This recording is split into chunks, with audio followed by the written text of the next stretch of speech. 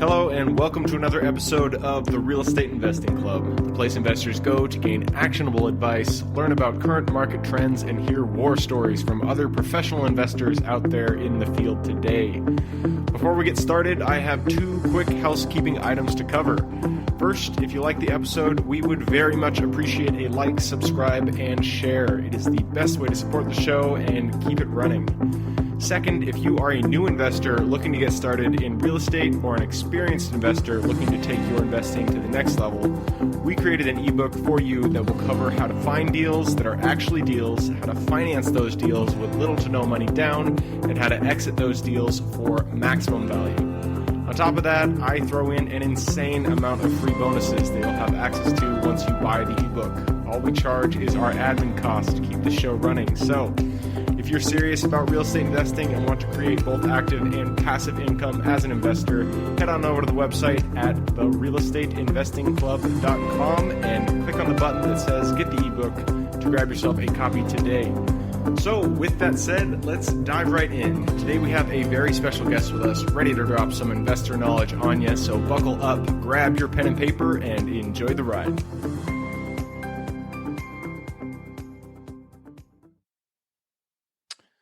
All right. Welcome back to another episode of the Real Estate Investing Club. Today we have with us Brock Mogensen. Brock has been investing in real estate for over 2 years in the Milwaukee, Wisconsin market. He specializes in underwriting and incorporating data models for asset management. As a principal at Smart Asset Capital, the firm currently has over $8 million in assets under management, and they focus on multifamily, retail, commercial, pretty much anything you can think of when it comes to real estate investing. So, Brock, I am excited to have you on the show today. How are you? I'm doing well. Thanks for having me on, Gabe. Absolutely. We always start with stories here on the Real Estate Investing Club. So why don't you take us back to the beginning? How did you get started in real estate? Yeah, so it's been a few years now. I started with a duplex and did the house hack model. So Nice. lived in one side, rented out the other. And really, did that. Didn't really know much about, my knowledge in real estate was pretty minimal at that point. Just kind of, always looked at it and kind of was like, let me try this at least. And I quickly kind of learned the power of, cash flow and appreciation and everything.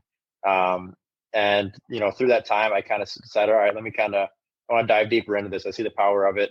So that's where I spent some time kind of learning. I quickly found out there's a million different ways you can go in real estate. So I was like, well, let me kind of pick a path and, go down that path. But the first path I think a lot of people kind of gravitate towards starting out is I tried like the wholesaling, flipping thing. Tried that for a few months, couldn't really find a deal. And then through that time, kind of came across the concept of syndication. And then that kind of caught my attention. Saw it as a way I could kind of go after larger deals quicker. And that's where I spent right away. I kind of learned that to be able to get into that space, I wasn't going to be able to do it on my own. So I thought, let me kind of learn one piece of that, of the process of syndication, and I'll go out and partner with someone who was maybe lacks that piece. The piece I chose was the analysis of deals, underwriting. So that's where I spent the next 6 months or so, really just, learning as much as I could about that piece of it. Then I went out, networked, partnered with the right people, and scaled from there. Man, I love that. I like that you kind of had the wherewithal to understand that, taking down something, when you get into large assets, so you focus on multifamily, so large multifamily assets, you need a team. You hear these guys, they're single, solo investors. They go out there, they buy properties, but they're usually buying the single families. And when you get into these larger assets, it is difficult to do it without a team around you. So I love that you saw that, you chose one niche. You said, I'm going to get strong at underwriting. And then you kind of got other people around you to take the other aspects of the deal. So congratulations on that. That's a lot of wisdom that you employed there. And I like that you chose underwriting because I've said this multiple times on the show. Underwriting is one of the most important things you can do. Getting your due diligence right, understanding the asset before you actually dive into the asset, before you close on it, is so important when it comes to real estate. So let's talk about that. Let's talk about underwriting. That's your specialty. How do you go about underwriting a property? I know that's a loaded question because there's 100 different things you have to do, but what are the main things that you look for when you're talking about multifamily?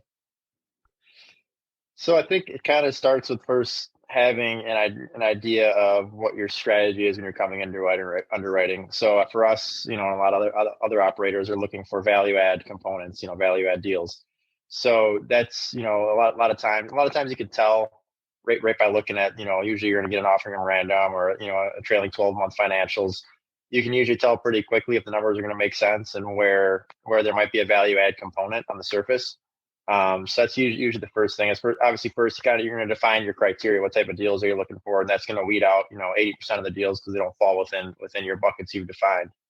After that, you might define, all right, I want to have some sort of value add component, or I don't necessarily like putting like a cap rate on deals. I think a lot of people, brokers will ask what type of, what's your cap rate, minimum. And for me, it's kind of like, well, I could see a four cap that I think, has a lot of potential to turn into value add. So we could end up buying that. So I don't really like putting cap rate, I think it's good for certain things, but I don't like to put a barrier on that. But I think really just kind of, at first looking for something where you think there's value add in it. And then as soon as, you see a glimpse of that, then you kind of can dive into the deeper processes of actually fully underwriting a deal, which could take, several hours depending on the deal. I like it. I like it. So you guys start with your criteria, you start with your strategy, and your guys' strategy is value add. Are you guys doing long-term holds or are you flipping? More longer term. Generally, the deals we've done have been on a 5 to 10 year horizon. We haven't really come across anything. I mean, that's not to say, some of the deals we have now in our portfolio, we could end up selling earlier than projected. Obviously, anyone's ready to sell if the price is right. But yeah, the approach we take, at least in, pro forma stage, is a little bit longer term compared to maybe some other operators. Yep. And I also like that you don't, I'm sure you do care a little bit about cap rate, but I like that that's not the deciding factor. So many people, they'll look at a 12 cap, they'll be like, boom, I'm buying it. But then they get into it and it's, there's no floor. It goes straight to hell down there. So I like that you guys look at it a little bit more holistically, because even low caps, as you were talking about, even you can look at a low cap rate, maybe a 4 cap. But if you have good value add in there that really bumps it up, it's still a deal. The cap rate is not the end all when it comes to a deal. So when it comes to value add, that's you guys' focus. What are you looking for? What are the big value add factors that really push the needle for you? I think there's the obvious ones, right? Like low rents, high expenses. Those are kind of the first ones you're going to look at, right? If rents are below market, that's a real, I wouldn't say easy, but that's kind of one you can quickly evaluate and determine a strategy for. There's just so many of them. You can look at like adding additional fees. I think we have some deals where, we've built in different fees, adding vending machines and different things where that might be a value add component. Some the reducing expenses can be one as well, where you come in and you think you can cut off some of these expenses or bring something in house. I think there's just a lot of different, adding parking fees, stuff like that, where it could be managed better. Maybe the previous management wasn't managing it well, and there's a rough tenant base in there, and you're going to come in and turn it around, and that could be your value add component that's going to attract a better tenant, ultimately leading to higher rents down the road. One thing, so I think you just really got to look at it. I think it depends on the asset class, depends on the location. Everything is a factor, but that's where I think you can get creative and come up with ideas to add value. Because at the end of the day, with commercial, it's all about the NOI, and that all really falls on the operator. Yep. So I think that's kind of the way you have to look at it, is have an open mind. And yeah, there's those easy ones you can pick off when it comes to value add, but also think outside the box and see if you can come up with anything creative. Yep. No, and I like that. Let's dive a little bit deeper. I mean, you talked the main buckets you already went over. You got to increase the rent, decrease expenses, and then maybe add ancillary income from other revenue sources. So let's start with the other income. What do you guys what are the opportunities that you see when you look at a multifamily that can increase the revenue without increasing the rent of the property itself or of the units itself? Yeah, so like parking, you could increase the rents on parking if we came in and they were charging $15 a month for underground parking, and the property down the street's charging $30 for underground parking. Increase that. We're looking at, right, we haven't fully executed on this yet, but adding vending machines into some of our properties. I don't necessarily know how profitable it's going to be, but it's something. I mean, every dollar is, you divide that out by the cap rate, and that's instant value there. So stuff like that. We've implemented move-in fees. So instead of taking a whole security deposit, we divided it into a move-in fee. Renters insurance. So no, if they don't have renters insurance, we charge them $15 a month. Trying to think. I mean, yeah, I think those really are the main ones. We're looking at opportunities to lease out roof space for new 5G network, cables that are going to go in. So just really, there's just so many different ways to add in different fees. But like you said, you want to be careful. You don't want to just start. You can't just tack on fee after fee after fee, because all of a sudden, it's $500 a month for rent, but $500 in fees a month. That they're not, at the end of the day, for the tenant. The biggest thing is you can get creative with how you structure it and how it looks on the surface, but at the end of the day, all they care about is how much money is coming out of my account each month. Yep. Well, and that's why I like that you guys focus on that, because increasing the rents, it's very doable, especially if you're far below market. But you have to think that does hit the pocketbooks of your tenants, of the people that you're serving. And so if you can find these other ways of increasing the NOI for your property, that doesn't hit the pocketbooks of your tenants directly in the term of a rent. In my opinion, that's an easy win there. Especially when you're talking about leasing out roof space. That is one I have not heard. You're talking about leasing out roof space for maybe an antenna for a 5G network or anything like that? Yeah, we haven't. I can't speak from experience on that one. We've tried to. There's companies out there that will kind of just do the whole process for you, but I've heard of other people doing it. I haven't. None of our properties are in the right location. I think right now I think you might have to be in kind of more major metro areas where, or I don't even really know what the criteria they're looking for is, but I've heard of people doing it, and it seems like an easy way to boost income. So it's worth a shot to see if your property's in the right location. Yeah, for sure. So let's go on to expenses. Reducing expenses. If you're seeing something with an operating expense ratio of like 60%, there's opportunity there to reduce the expenses. What are the big things you guys look at when you're looking at a multifamily that maybe has a high OpEx?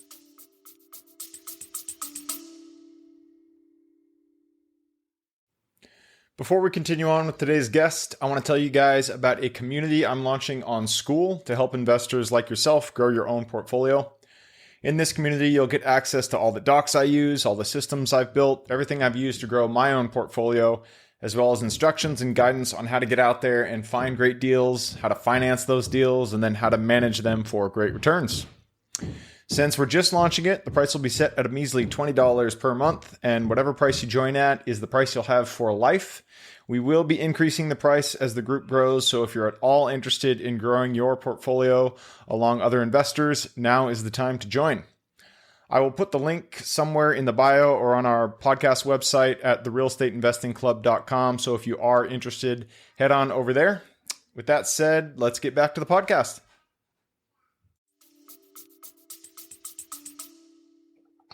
Yeah, I think really just kind of a good one to look at is contracts. If you see the trash or the cleaning contract is X dollars per month, and from experience that you have a different property that's similar size and trash is only this amount per month, that could be a way you shave off a little bit of money each month. It could be in the form of management. Maybe the previous owner was paying a 7-8% management fee, and your property manager will do it for 5%. Maybe you can cut back hours on an on-site staff, and manage more efficiently through technologies, through outsourcing with, a virtual assistant. Maybe you can implement some technologies that don't need to necessarily be done on site, and property manager only is on site 20 hours a week, and all the other tasks are done through a virtual assistant overseas, and you're paying them $4 or $5 an hour instead. So I think kind of looking at, I will say though, from experience too, that don't get too carried away with it's a strategy to cut expenses, but don't necessarily think that if it's a 60%, expense ratio, that 2 months after you buy this property, you're going to cut that thing down to 50%, and there's going to be no changes, and you'll be good. All you got to do is just shave here and shave there. If that's your strategy of I can decrease expenses by 10%, and that's my value add strategy on your performa it out over several years. Don't just come in and think day one I'm gonna cut this person 20 hours, cut this, and there's gonna be no effect to the property. That sort of stuff, it really takes some time. At least plan for it. Maybe you will actually do it in 2 months, but assume this scenario that it's going to take you at least a couple of years to get down to that expense ratio, because you'll thank yourself when you get in there and you find out, this or that, and all of a sudden your expense ratio is the same as it was before or even higher. Yep. No, that is good advice. Although we just had a mobile home park out here, the expense ratio was absurd. It was like 70% OpEx, and their main issue was they had underground water leaks. Super easy fix. The bill went from 40,000 to like the water bill went from 40,000 a year to, I mean, we're projecting it out now, but we reduced the cost by about 75%. So that'll reduce the OpEx just Nice. in that alone by a huge amount. So there are good opportunities out there if you can find them. But I do agree that if you're reducing operating expenses, you do got to amortize it over a few years to be safe. So now we're going on to the last one, and this is increasing rents. This is a hard one. I mean, especially if you have a full occupancy, if you have 100% occupancy in a large multifamily, and your strategy is to increase rents, it always stirs up some resentment with the tenants. So how do you guys go about doing that most effectively? Say you find a property that the market rents are 300, it's at 200 right now. How do you go about getting up to market when you purchase the property itself? Yeah, I think our approach on it has been to, up rents. Obviously you got, if they have a lease, you can't up until the lease is expired. But if it's a tenant that's, real tenant that's been there a long time, look at their history. If you buy a property and there's been a tenant that's been in there for 6 years and they're paying this amount of dollars, it's almost not worth it to me to go in and jack their rent up, right when it expires, because you could risk losing a good tenant. I think you also, while you want to be aggressive with getting the rents up and getting the NOI up, you can't forget that, the tenants really make the property. That's really what's gonna, having that money coming in, and then a reliable tenant is worth a lot more than $100 more per month at the end of the day. They'll keep the property clean and safe. So I think you kind of have to weigh that factor in as well. And there's been, times where there'll be certain tenants where they've been there for a long time, so we gotta increase the rent as quickly. But on the other hand, if you're gonna increase the rents, it's a lot easier, right, when a tenant vacates and then you're just looking for a new tenant, because you don't have to deal with, my rent used to be this and now it's this. If they are going to renew their lease and you want to increase their rents, I think you really just have to highlight the facts of, you might go in there and obviously, 99% of the time, if you're going to increase rents, you're going to do some sort of improvements to the unit. So maybe you're coming in and said, hey, I know we're going to increase your rent $200 a month, but look at this, we're putting in new floors, we're going to replace your fixtures, get some nice lights in here, we'll do this and that, get you a new fridge. And all of a sudden they're more okay with it. And it could be a little bit of a negotiation. Maybe they say, I'm only willing to do 100, 150. And at the end of the day, you have to make the decision. Well, if they're not willing to budget all on rent and you want to get these rents up, then maybe you just, you look for a new tenant because your lease is up anyways. So I think it's kind of a balancing act. We have to kind of weigh the risk and reward as to, losing that tenant or having to find a new one. Yep. And I like that. I like that you put loyalty over maximum revenue. I am 100% in the same boat. Keeping somebody around who's been there a long time. I mean, they've already proven themselves. They are a loyal tenant. They're there for the long haul. And it's much more valuable to have them than to squeeze a few more dollars out of that. And it's, it improves the relationship with the tenant. So love that you said that. And with that said, we have blown through our time. So I got to push you into the quick question round. You ready? I'm ready. All right. It always starts out with books because I'm a big bookie. So why don't you give us 2 book recommendations? One for your favorite life wisdom book and the other one for real estate.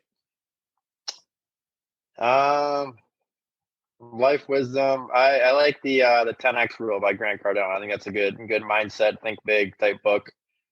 Real estate. I'm trying to think of one that's not, probably might not have been I've said before, but I can't think of one on the top of my mind. I know I got a whole bunch of that bookshelf, but I'm bad at remembering names. So I'm going to go with probably one everyone else says, Rich Dad, Poor Dad. Yep. That's been said probably 50% of the times people say Rich Dad, Poor Dad. So I love it. No, it just goes to show that book has impacted many people. So if you haven't read it yet, go get it. Rich Dad, Poor Dad. It is, it doesn't give you a lot of tactics, but it gives you a good motivation, a good reason to start investing in real estate. So good book, definitely. Going on, and this one is for your younger self. So if you could go back to the Brock who had no experience in real estate, go up to him, shake his hand, look him in the eye, give him one piece of advice moving forward. It would have been to just start learning about real estate at a earlier age. Just start maybe reading books. Back when I was in college, maybe just started the process of education earlier.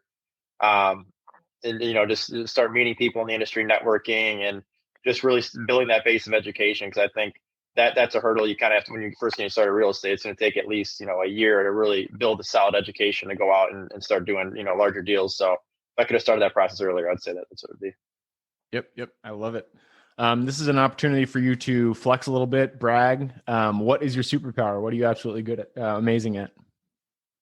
I'd say anything relating to being analytical. So that's why the underwriting kind of naturally what was a fit for me. I like doing stuff behind a computer. So anything that comes with building spreadsheets or creating systems, that's what I like to do. Cool. I love it. And here you are on a podcast doing the other things in real estate.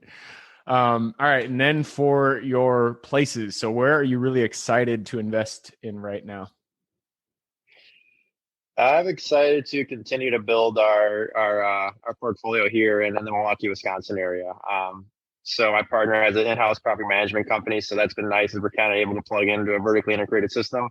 So just continuing to grow here and build connections here with some of the players, and yeah, for now that's the goal. Perfect. I love it. Yeah. People always ask, where should I be investing? Where should, in the United States, where should I be investing? I always say, just invest in your backyard. The people there, you have most connections. You're most familiar with the area itself, with the values of properties. There's always value. It doesn't matter what location you're in. I mean, that's not exactly true. There are some bad markets, but generally every market is going to have some upside. So invest in your backyard. That's the best location you can be at.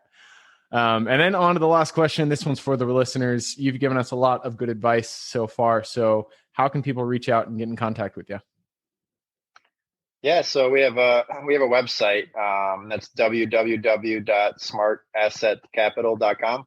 I have a few ebooks on there and different stuff relating to asset management, underwriting, a few other one-off topics, as well as and if you punch in on the form there, that will go directly to my email, so I can respond to that. Also on social media, trying to post a lot of real estate content there. On Instagram at Brock Mogensen, first and last name. I'm trying to be active there too for educational stuff. Perfect. Well, hey, Brock, thank you. Thanks very much for showing up on the show. I had a pleasure talking with you today. You as well, Gabe. Awesome. And for everybody who's here with us today, thank you guys for showing up. You are the reason that we do this, so we appreciate having you here. As always, if you have any questions, reach out to the Real Estate Investing Club at therealestateinvestingclub.com. Other than that, I hope you guys have an absolutely fantastic week. Sorry, actually, it is weekend. We're on Friday right now. Keep rocking real estate, and I look forward to seeing you on the next episode. Thank you for joining us for another episode of the Real Estate Investing Club. I hope you guys enjoyed the episode and were able to pull some actionable advice that you can go home with and apply to your own investing business. Before you go, I have a gift for you. If you're a new investor looking to get started or an established investor looking to take your business to the next level, I've created an ebook just for you available on the website. This ebook will cover how I was able to create both active and passive income in real estate with very little money to start with. In it, I will address the 3 most often cited obstacles new and veteran investors run into by showing you how to find a deal that's actually a deal, how to finance that deal with little to no money down, and how to exit a deal for maximum value. And if you get the ebook today, I'm going to bury you in bonuses, 7 of them to be exact. First, you'll get the off-market lead generation blueprint, which will take you through the exact systems and processes we use to generate off-market leads like clockwork, which is the most important skill when it comes to creating real wealth in real estate. Then you'll get the A to Z REI systems and vendors guide, which will allow you to peek under the hood of our business and see the exact tools and systems and even the vendors we use to grow our business. After that, you will get the top 100 best performing keywords pack, which will give you the exact keywords we use to target leads online and generate leads without having to lift a finger. Next, you'll get the contracts bundle for wholesaling and renting real estate, which will give you access to all of the contracts we use in the field to execute all types of transactions. After that, you'll get the Investor's Quick Analysis Calculator and Offer Tool, which will allow you to quickly calculate whether a deal is an actual deal and will allow you to create an offer automagically from those calculations. Next up, we'll give you the Investor's Daily Success Tracker, which is a tracker you can use to ensure you are taking the right actions day in and day out to reach your financial goals in real estate. And finally, you will get the Wholesaler's Template for Quick Assignment Cash, which will give you the templates we use to present our wholesale deals professionally and efficiently to our buyers. I know that is a ton of things to say. I'm glad you were able to stick with it. So you'll get both the ebook and all of those 7 free bonuses when you download the ebook today. All we charge is the admin cost to run the show. So if you are interested in the ebook and the bonus bundle, head on over to the website at therealestateinvestingclub.com. Click on Get the Ebook Bundle at the top of the page and take advantage of that deal. With that housekeeping item covered, I hope you have an absolutely fantastic day and even better week. Keep rocking real estate, and I look forward to seeing you on the next episode.